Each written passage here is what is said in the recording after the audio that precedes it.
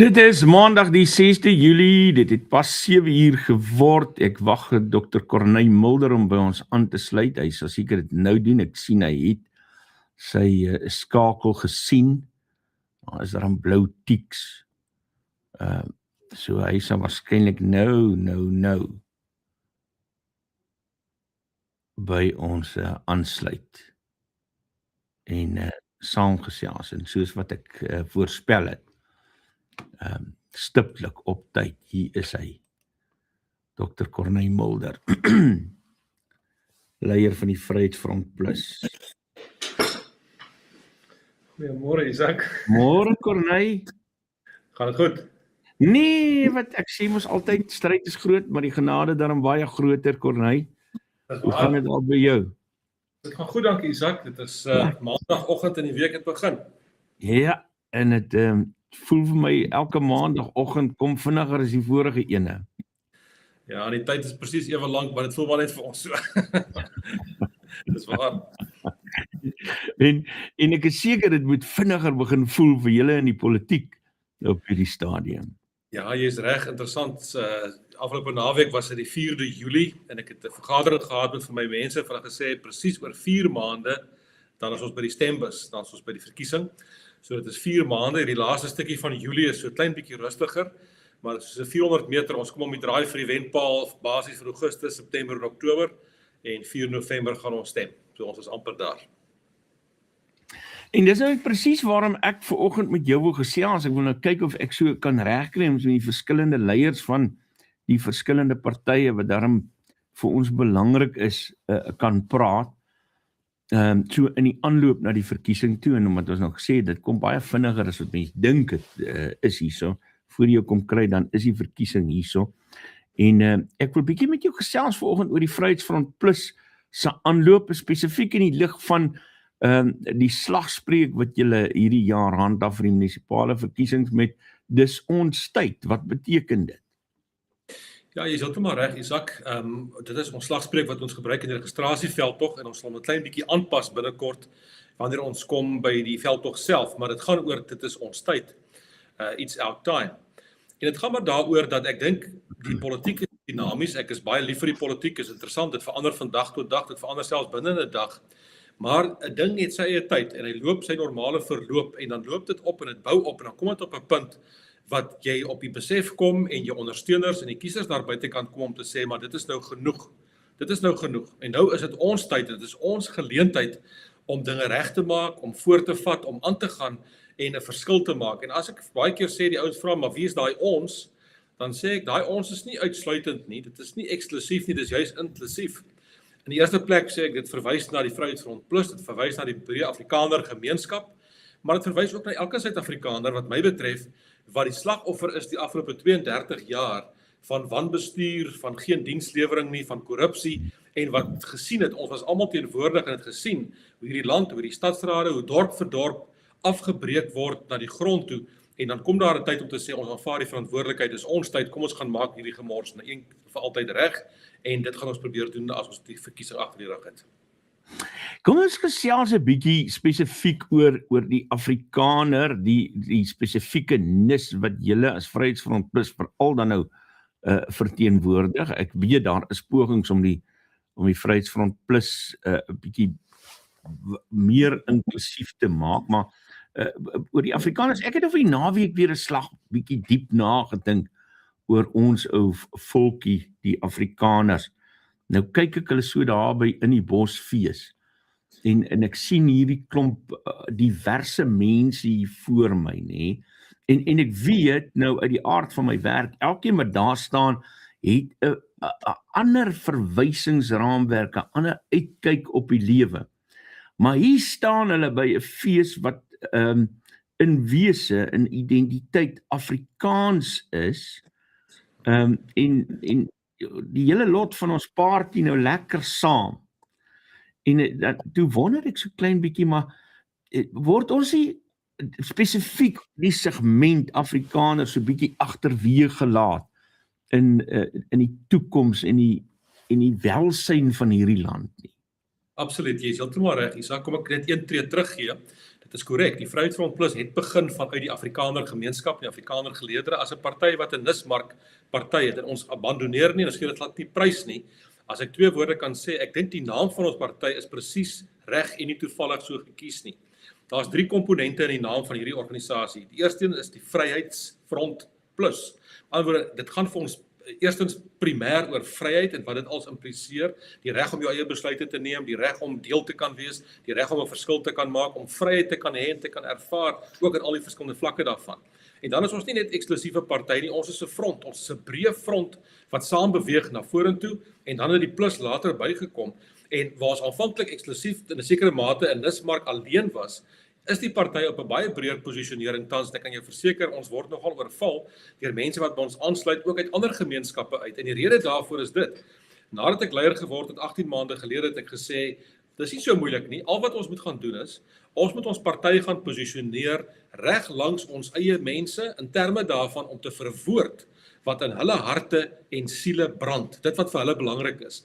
En as jy nou praat spesifiek oor die Afrikaners, soos jy dit gesien het die naweek by die fees, dis heeltemal reg. Jy weet en ek weet op die oomblik volgens die ANC se benadering, kan jy nie 'n slegter ding wees. Daar's niks slegter as 'n wit Afrikaans sprekende man nie.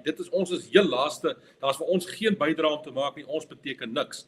En ek wil nou nie snaaks wees nie, ek het tog 'n idee om te glo dat dit juist daardie groep onder andere is wat 'n reuse bydrae gemaak het in die ontwikkeling van Suid-Afrika in die vooruitgang en ons kan baie voorbeelde daarvan noem. Die interessante ding is, as jy 'n sommetjie gaan maak, Jan van Riebeeck het hier gekom in 1652. Dit is 374 jaar gelede. En van die eerste dag wat hulle voet aan wal gesit het tot waar ons vanoggend gesels, was ons nog altyd 'n minderheid. Ons was nog nooit 'n meerderheid nie. Maar daardie is 'n besonderse minderheid wat gedryf word deur hulle geloof, deur hulle benadering, hulle waardes. En oor 374 jaar as 'n minderheid het ons nog altyd 'n verskil gemaak. En ek dink dit is hoekom ek onder andere sê dis ons tyd. Ons het nou lank genoeg, vir meer as 30 jaar, die ANC gelos om nou sy ding te probeer, nie omdat ons 'n keuse gehad het nie, ons is daarin geforseer. Maar ek dink die tyd het gekom dat ons opstaan en sê nee, ons het 'n bydrae te maak, ons hoef nie uitgerangeer te word nie, inteendeel.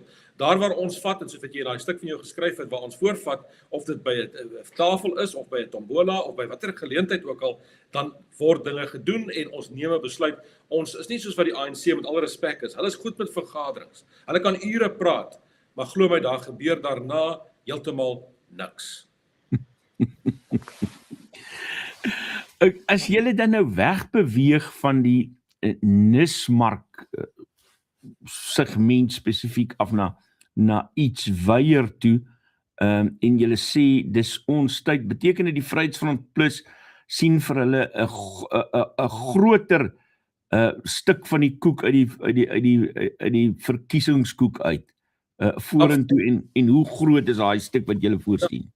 Kom ek sê, ek kan albei doen. Dit is nie of die een of die ander nie. Ek hoef nie die Afrikaner as my spesifieke gemeenskap een kant te stoot om iets anders te bereik nie. Dit is 'n en situasie. Die Afrikaner word juis gekonsolideer op die oomblik en ek wil nou nie na ander partye vernoem nie, maar daar is ouens tans op die speelveld terwyl ons in die gees van die sokker wêreldbeker is wat goals skop na hulle eie doelpale toe van tyd tot tyd. So ons is besig om die Afrikaner te konsolideer in 'n baie groot mate en ek is baie dankbaar daarvoor en ondersteuning kom, maar ons reik ook uit na ander mense toe. En dan moet ek eerlikwaar sê, ek dink die antwoord is baie maklik en eenvoudig. Dit gaan oor waar jy jouself as 'n party posisioneer en ons as 'n party posisioneer ons deur te kyk as jy op die politieke spektrum sou kyk. Dan sal ek sê, kom ons sê die middel is nou die sentrum. Dan wil ek sê die Vryheidsfront Plus posisioneer om ons voel baie gemaklik daarmee as 'n party wat onsself beskou sentrum net na die regterkant toe. Sentrum net na die regterkant toe van die sentrum. En hoekom doen ek dit? Want navorsing sê vir my dat ongeveer 80% van die mense van hierdie land beskou hulle self as inherent konservatief in terme van hulle waardes, in terme van hulle lewensuitkyk ensovoorts en hulle sê ook hulle is Christene. En dan sê ek daar's ander partye wat aan die ander kant is wat nie skaam is nie en hulle sê hulle beskou hulle self aan die linkerkant van die sentrum links. Hulle fokus net op die individu, hulle glo individuele regte is voldoende. Ek sê nee, ons is nie maar net 'n gromp individue nie. Ons is mense wat deel is van 'n groter gemeenskap en dan kom ek en ek sê, maar dan sit ek sekere waardes op die tafel. En dit is die tipe waardes wat ek sê geassosieer word met hierdie beplanning en hierdie posisionering waarop ons self gaan posisioneer. En kom ek noem vir jou 'n paar van hierdie waardes, want ek dink dit is waardes wat brand in die harte van ons mense. Ek praat van ons het geen toleransie vir misdaad nie. Ons glo in veilige en beskermde grense, kulturele konservatisme, federalisme en desentralisasie, meriete, gelyke aanstellings, tradisionele familiewaardes, respek vir die oppergesag van die reg, burgerlike vryheid, totale vrye markekonomie, gewaarborgde eiendomsreg, en so kan ek aangaan, daar's 'n hele wye reeks van daardie basiese waardes, en ek wil tog glo, dit is die waardes wat internasionaal ook bewys het, wat suksesvolle lande teweegbring. En ons staan daarvoor, ek sê, dit is waarvoor ons staan, en ek is verbaas oor die steun wat ons kry van ander gemeenskappe en mense ook, wat sê, maar ons is gemaklik en ons steun dit ook. So as jy my vra oor die deel van die koek, ek dink ons is in 'n situasie wat ons vir mekaar eerlik moet sê, en dit geld vir al die partye. Ek dink geen enkele politieke partye, maak nie saak wie dit is nie, gaan alleen verkiesings wen nie, of dit in die metros is, en of dit in die stadsrade is. En jy sal onthou, ons van die Vryheidsfront Plus se kant af het baie lank al gesê, die antwoord lê in koalisieregering. Omdat dit ons kiesstelsel is. Ons kiesstelsel is proporsioneel, en ek dink geen party gaan alleen kan wen nie. Dit beteken dat jy gaan koalisies vorm na die tyd, en ek wil glo die Vryheidsfront Plus gaan in baie stadsrade en metros 'n beduidende speler wees wat 'n brug kan bou tussen dalk verskillende komponente om juis standvastigheid te bring in koalisieregerings wat absoluut noodsaaklik gaan wees. So die koek se aandeel gaan beslis groter word. Hoe groot weet ek nie, maar die interessante ding is dit hang van die kiesers af. Hoe meer mense vir die Vryheidsfront Plus stem, hoe groter is daardie deel, en ek sê die wonderlike van die stelsel is dit. Jy moet stem vir jou waardes. Dit waarin jy glo, dit waarmee jy gemaklik is. En dan weet jy daardie waardes sal ons saambring, inbring in 'n koalisieregering in waar ons dit sal verteenwoordig, en jy kan stem vir wie jy glo die regte geposisioneerd is. Daar bestaan nie 'n ding ek moet stem vir X of vir Y want hy's groter en hy het 'n kans teen Y of Z nie. Ons is daai dae is nie meer ter sake nie. Dit is nogal vir my, as ek nou nogal nadink oor die komende verkiesing, is daai nogal vir my 'n interessante aspek van wat vir ons wag na November. Want ek sien daar gaan waarskynlik al hoe meer vakuume wees wat gevul word deur verskillende tipe partye. Hier sal die Vryheidsfront Plus dalk 'n bietjie sterker wees, en die DA, en ek sê selfs die ander partye wat ons nie van hou nie, gaan ons nou maar moet vrede maak, gaan op sekere dele 'n groter sê hê, wat 'n interessante dinamiek oor plaaslike regering gaan meebring, waar die ANC nie meer 'n alleen sê het nie, nê. Jy is heeltemal reg, Isak, kom ek noem 'n voorbeeld. In die vorige plaaslike verkiesing 5 jaar gelede, het ons hoofsaaklik koalisies gesien in die Wes-Kaap en in Gauteng en sekere van die metros, en nie baie verder as dit nie. My voorspelling is ons gaan waarskynlik koalisies sien in al die metros in Suid-Afrika, reg oor die land, maar ons gaan ook koalisies sien in die meeste stadsrade in al die provinsies. En as jy vinnig kyk na wat is op die tafel en die keuse wat kiesers het om te maak, as jy met die OVK praat, sal hulle vir jou sê daar is 530 politieke partye in Suid-Afrika geregistreer. Dis verskriklik. Nou ek sê altyd die oorgrote meerderheid van hulle, of jy nie te ernstig op te neem nie, dis ek, my hond, die faksmasjien en ons het 'n politieke party, en my vrou spreek my aan meneer die leier as ek in die kamer kom. Dit beteken nie veel nie. My argument is, ek sê wat mens behoort te doen is, kom ons vat die 10 grootste van daardie 530 politieke partye, die 10 grootstes, en ons fokus op hulle. En ek laat my nie vertel, as jy na die 10 grootste politieke partye gaan kyk, en ek kan jou 'n lysie gee, dat onder hulle beleidsbepaling en waar hulle staan en hulle beginsel raamwerke, dat mense nie daar 'n tuiste kan vind en voel, maar ek kan daarmee assosieer en daarvoor stem nie. En as jy daai 10 grootste politieke partye vat, dan sê ek onder daai 10 gaan jy die goeie ouens kry en jy gaan die slegte ouens kry. En wat ek graag wil sien is dat daar koalisies tot stand gaan kom reg oor Suid-Afrika van die goeie ouens, dat ons juist die slegte partye kan uithou, en ek praat van die ANC, die MK, die EFF, dan mag ander slegte partye ook wees, maar aan die ander kant is daar sterk en goeie partye en sterk partye wat mense kan bymekaar bring, soos die Vryheidsfront Plus, die DA sal deel wees daarvan, die IFP beskou ek as deel daarvan, die ACDP, daar's ook ander in daardie onder eerste 10 partye wat ek dink wel positiewe verskil vir ons mense gaan maak. So is hierdie nou eintlik 'n erkenning dat selfs al beklei julle met die DA dat hulle 'n goeie party is? Nee, ek het nog nooit met die DA beklei nie, Isak. Waar kom jy daaraan? Nee, kom ek sê wat die Vryheidsfront Plus houding is. Ek weet, en ek is baie bewus daarvan, dat die laaste ding wat die kiesers daar buitekant wil hê, is om te sien dat politieke partye wat saam behoort te werk met mekaar moet beklei. Ek verstaan dit en ek onderskryf dit. En ons in die Vryheidsfront Plus se benadering is om juist dit nie te doen nie en nie daarbey betrokke te raak nie. Maar as 'n party aangeval word, sal hy homself verdedig. As 'n party sleg gesê word, sal hy daarop antwoord. En ek of ons daarvan hou of nie, net soos wat die Vryheidsfront Plus 'n beduidende werklikheid is en sterker en groter word, en dit sal die verkiesing wys, moet ek aanvaar daar's ander partye wat ook 'n werklikheid is. Ek wil daar moet ons so oomblik hieroor gesels nie, want soos wat jy sê, ek en jy, ek weet ek het al baie jare lank wat ek met jou onderhoude doen gesels ons oor koalisies. Maar koalisies behels ook 'n ander soort dinamiek as wanneer partye in 'n gewone verkiesing teenoor mekaar te staan kom. En juist daai samewerkingsidee wat dan nou uit 'n kiezer se oogpunt uit verg dat daar dalk 'n groter mate van vrede en eensgesindheid tussen hierdie partye moet wees as jy wil hê 'n koalisie moet werk.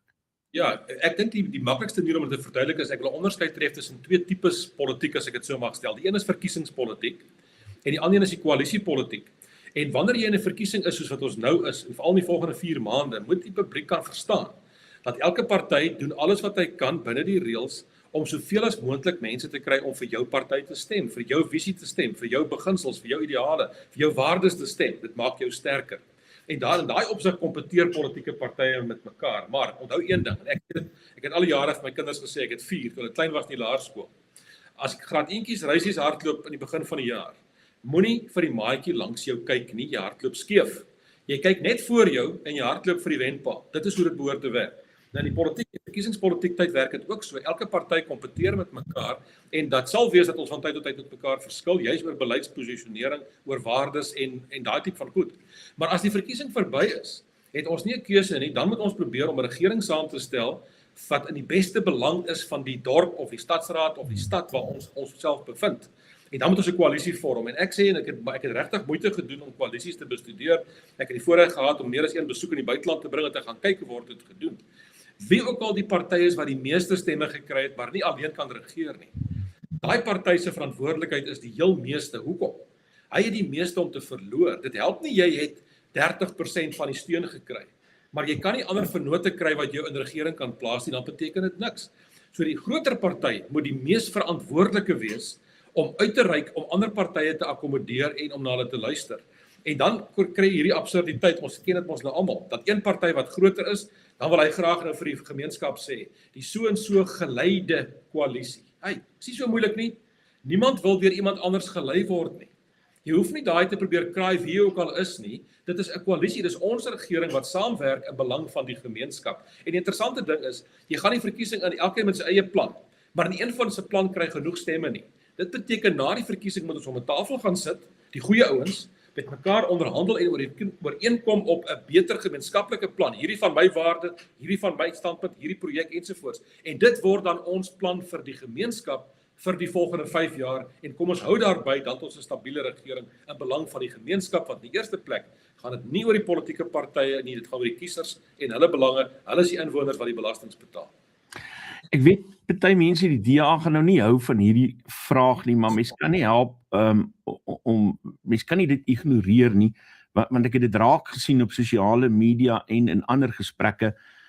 Die hele John Steenhuisen debakel het 'n bepaalde reaksie by kiesers, by partyondersteuners gehad wat gesê het, ons is nou klaar met die DA spesifiek, juis as gevolg van hierdie geval, en gesê ons skuif nou Vryheidsfront Plus toe. Jou kommentaar daarop. Ja, dit is inderdaad waar. Dit is regtig waar. As jy gaan kyk op sosiale media, gaan kyk wat sê die mense, en ons sien dit aan die stroom van mense wat by die Vryheidsfront Plus aansluit, en ek is baie dankbaar daarvoor. Ek verheug my nie in ander ouens se moeilikheid nie. Ek sal dit nooit doen nie. Dit is nie hoe ons werk nie. Maar en ek dink ook, en ek sê dit met alle respek, as ek met objektief kyk, dan dink ek nie net dit is die situasie van John alleen hier op die einde in terme van foute wat gemaak is nie. Ek dink dit is 'n ding wat 'n lang pad kom wat mense verstadigingspunt bereik en sê dis nou genoeg. Ons het nou genoeg gehad daarvan, en ek is jammer om te sê, een daarvan is 'n persepsie van arrogansie wat kom van kom ek sê dan van die DA van 'n sekere mate wat mense ervaar as hy minag die ander rolspelers. En mense hou nie daarvan nie, en ek dink dit is 'n fout wat hulle maak. Vir my is die baie belangriker ding wat tans uitspeel op die oomblik, is die posisie wat John ingeneem het in sy onderhoud met Adrian Basson, wat hy baie eksklusief en duidelik sê, dat die Demokratiese Alliansie is 'n liberale party, wat staan vir sekere liberale individuele waardes, en dan gaan hy verder en hy sê, mense wat hy nou noem die Afri-Maga groep, en dan noem hy hulle, Solidariteit, Afri-Forum, Vryheidsfront Plus, die mense wat daai ouens ondersteun, hoort nie by die DA nie, want ons waardes en hulle waardes verskil. En ek waardeer sy eerlikheid, maar dit is bly in die hande van die kiesers om te besluit waar voel jy tuis, en ek sê stem volgens jou waardes wat vir jou gemaklik maak, en ons neem dit in 'n koalisie in, en ons sal in die beste belang van die gemeenskap optree as daar geregeer word, ook saam met die DA as dit dan moet. Maar partykeer, Corneille, moet ek met jou in alle eerlikheid sê, hierdie verskille tussen julle en die DA lyk regtig partykeer kleinlik, en ek wonder partykeer of julle nie vreeslik oorsensitief is oor hierdie klein party ding nie. Kyk, dit irriteer enige iemand. As iemand vir mekaar wil kom vertel hoe klein jy is, nou ek aanvaar dit glad nie, en ek glo dit ook nie, ek steur my ook nie daaraan nie, want regtig nou, as jy as 'n politieke party nie op jou einde meer as 50% kry en op jou eie kan regeer nie, is jy ook nie 'n groot party nie, jy is maar net 'n groter klein party. Selfs die ANC op die oomblik het nie meer 50% nie, hy is nou ook onder 50%, so niemand is 'n groot party in daai hoedanigheid nie. En ek moet eerlikwaar sê, as jy jou saak moet bevorder deur te sê, ek is groter as jy, nou ja, om watter rede moet ek aan jou glo? Goliat was ook groter as Dawid, en ons weet wat het van Goliat geword. So ek moet jou eerlikwaar sê, ek koop nie daai ding van om te probeer nie. Ek sê dit moet regtig gaan oor posisionering, oor beginsels en oor waardes. En die Vryheidsfront Plus is nie skaam nie. Ek sê vir jou watter waardes ek voorstaan, en die DA sê waarvoor hy staan, en die kiesers kan kies. Wat wel interessant is, as dit kom dan by die praktiese regeer na die tyd, dan vind sekere partye dat hulle nader aan mekaar is, omdat ons sekere goed werklik gemeenskaplik het. As dit kom by plaaslike regering, ons is almal ten gunste van dienslewering, goeie dienslewering, effektiewe dienslewering, ons is almal ten gunste van geen korrupsie nie, goeie stadsbestuur of dorpsbestuur. Daai goeders is gemeenskaplik van die goeie ouens se partye. Dit geld vir al die ouens in die goeie partye, as ek dit so kan stel. En ek sê daarom moet daai mense bymekaar kom om koalisies te vorm. Maar die wonderlike geleentheid vir kiesers is, jy kan gaan stem eers waarmee jy gemaklik is, en ek verwelkom by die aard van die saak elke stem wat ons sterker maak. Maar mens kry ook tog die indruk dat daar dalk 'n bietjie meer moeite gedoen moet word, want dit voel vir my, en wanneer ek dit sê, dan is dit nie net 'n vingerwysing of 'n verwyd teenoor die Vryheidsfront Plus nie, dit gaan ook na die DA se kant toe. Asof daar ekstra moeite gedoen word om teen mekaar te werk. Ek kyk byvoorbeeld na die Noord-Kaap wetgewer, waar die DA julle beskuldig daarvan dat julle eintlik die ANC die meerderheid gegee het, en nie die oppositie nie. Bietjie kommentaar daaroor.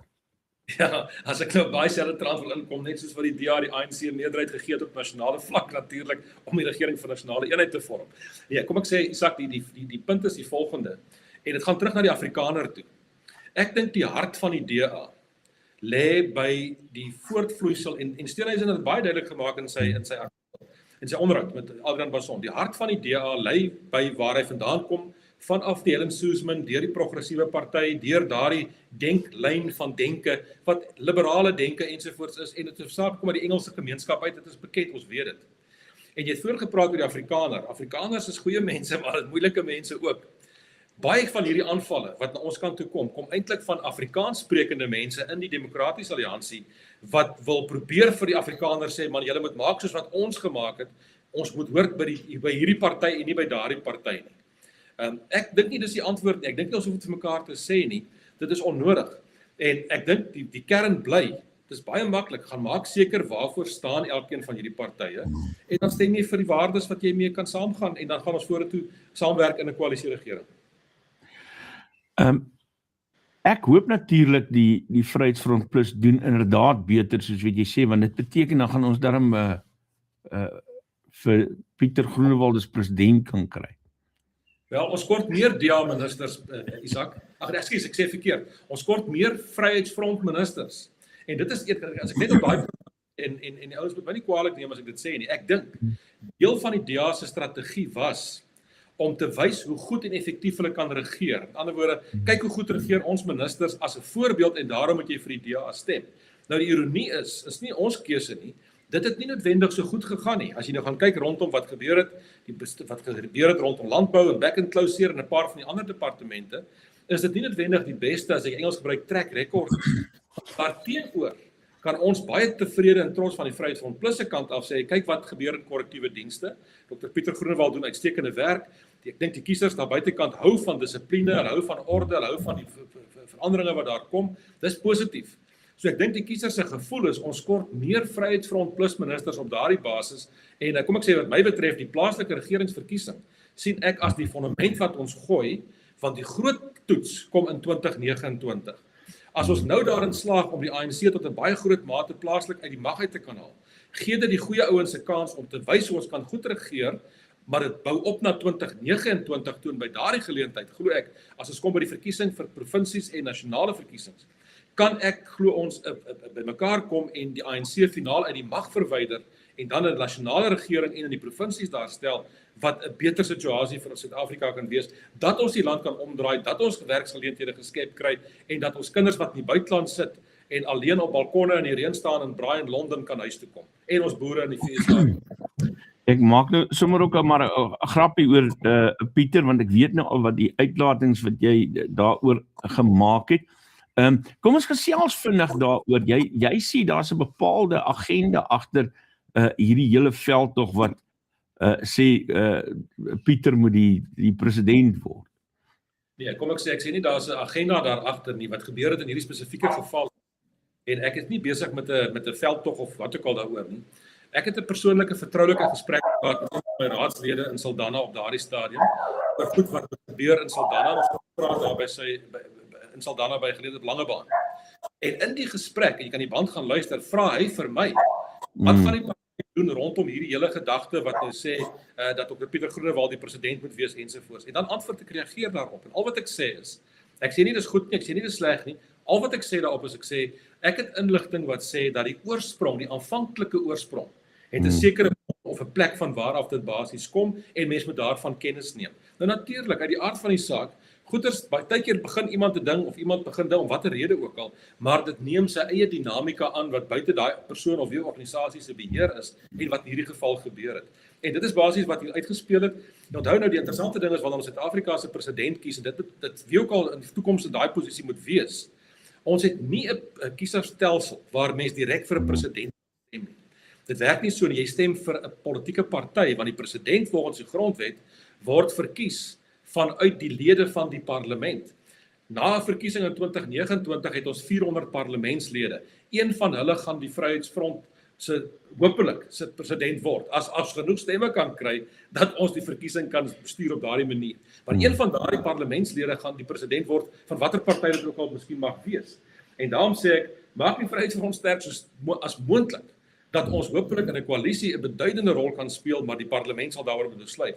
En daai werklikheid gaan ons dalk vroeër in die oog staar as die ANC volgende jaar hulle reorganisasie konferensie het en as vir Cyril Ramaphosa uithaal, moet daar onmiddellik 'n nuwe president gekies word en onthou nou, die parlement kies daardie president en die ANC het net 159 stemme uit 400. Dit kan 'n baie interessante situasie afgee.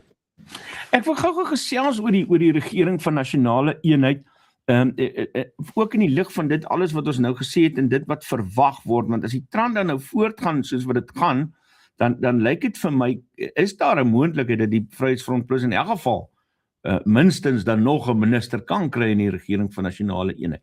Julle was aanvanklik gekant teen die RNE gewees, toe Pieter kom deelneem en baie goeie werk daarvan gedoen, en doen nog steeds 'n baie goeie werk. Hoe sien jy die toekoms van 'n regering van nasionale eenheid vorentoe? Kom ek sê so, Isak, ons kiesstelsel omdat hy proporsioneel is, leen hom daartoe dat een party nie alleen meer as 50% van die steun behoort te kry nie.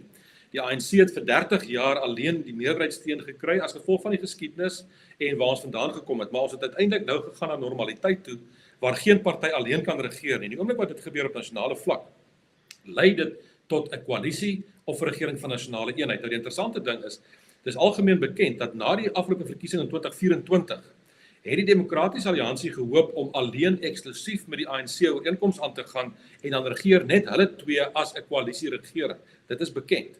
Die ANC was nie bereid daartoe nie. Die ANC het gesê nee, ek wil ander partye ook intrek en toe word dit 'n regering van nasionale eenheid waar daar ongeveer 10 partye nou in daardie regering saam regeer.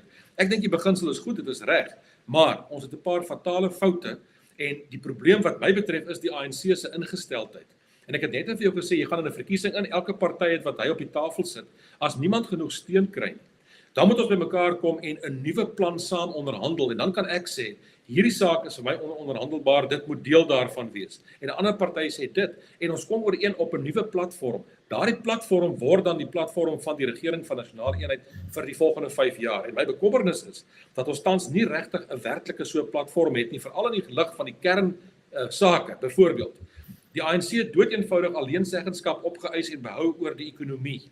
Daarom sit ons vandag nog met mislukte ekonomiese beleide van swart ekonomiese bemagtiging, van regstellende aksie en al die goed wat daarmee saamgaan. En dit maak dat die ekonomie nie groei nie, dat daar werkloosheid is. Die ANC het doeteenvoudig opgeëis Suid-Afrika se internasionale beleid, buitelandse verhoudinge. Daarom sit ons met 'n situasie wat ons onsself gaan posisioneer, nie as onverbonde nie, maar ons is aan die kant van die goggas. Ons is by Iran, ons was by Venezuela, by Cuba, by China, noem maar op. En dit maak dat ons tweede grootste handelsverhouding, die VSA, en ek het donderdag saam met Solidariteit en ander kollegas 'n gesprek gehad met daardie ambassadeur van Amerika wat vir ons sê, daar is letterlik duisende biljoene dollars wat gereed sit en wag om in Suid-Afrika belê te word vir ekonomiese inspuiting en infrastruktuur, maar daar moet eers hantering kom rondom daardie uitdagings wat die regering basies ignoreer. So ek is regtig 'n voorstander van 'n regering van nasionale eenheid of dan 'n samewerking, en ek dink dit is die pad wat ons vorentoe gaan hê, en in so 'n regering gaan die Vryheidsfront Plus nie net 2 ministers hê nie, Isak, ons gaan baie hê, maar kom ons kom eers daar. Dis Dr. Corneille Mulder, wat so gesels. Corneille, soos gewoonlik baie lekker om met jou te gesels. Regtig baie dankie dat jy bereid is om vir ons tyd te maak. Groot waardering, Isak, baie dankie vir die goeie werk wat jy doen. Nuuspot word al belangriker. Ons het baie prominente Engelse podcasts, maar ons kort nog aan die Afrikaanse kant en mag Nuuspot groei van krag tot krag. Baie dankie, groetnis. Dr. Corneille Mulder wat so gesels oor die Vryheidsfront Plus se verwagtinge vir die komende munisipale verkiesing.